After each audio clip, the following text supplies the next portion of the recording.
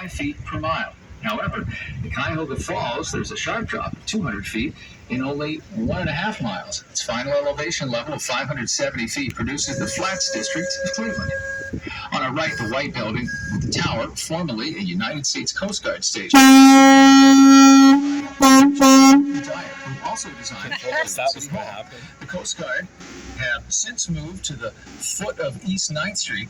Cleveland Metro Parks has recently partnered with Sherwin-Williams, Great Lakes Brewing Company, the Burning River Foundation, and PNC Bank to oversee the restoration of the old Coast Guard station. The Foundry, an organization that also operates rowing docks further upstream the Cuyahoga, has done a great job of converting the old lifeboat launches used by the United States Coast Guard at this location until 1976 into a whole array of floating jet dock accommodating all ages of abilities to learn to sail right on Lake Erie.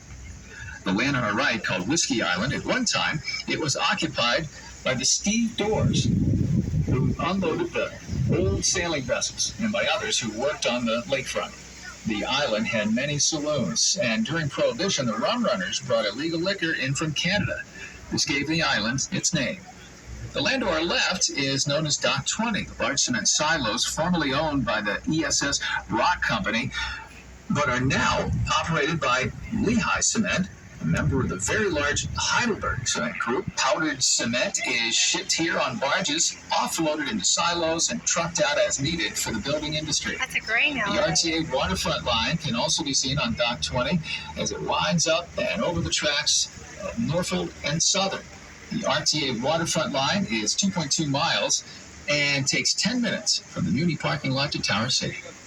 The railroad bridge ahead of us is a Norfolk and Southern vertical lift bridge of the former Conrail, New York Central, and Penn Central railroads. It lifts like a stage curtain, revealing the industrial might and entertainment center of Cleveland.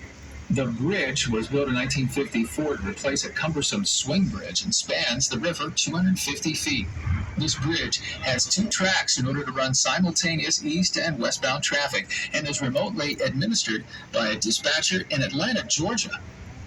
The fork in the river to the right was the original course of the river, the part that Moses Cleveland entered when he founded the city in 1796. At that time, the mouth of the river was a mile from here at what is now Edgewater Park. The entrance that we're using was dug between 1825 and 1840 when Congress appropriated $90,000 to open this new channel.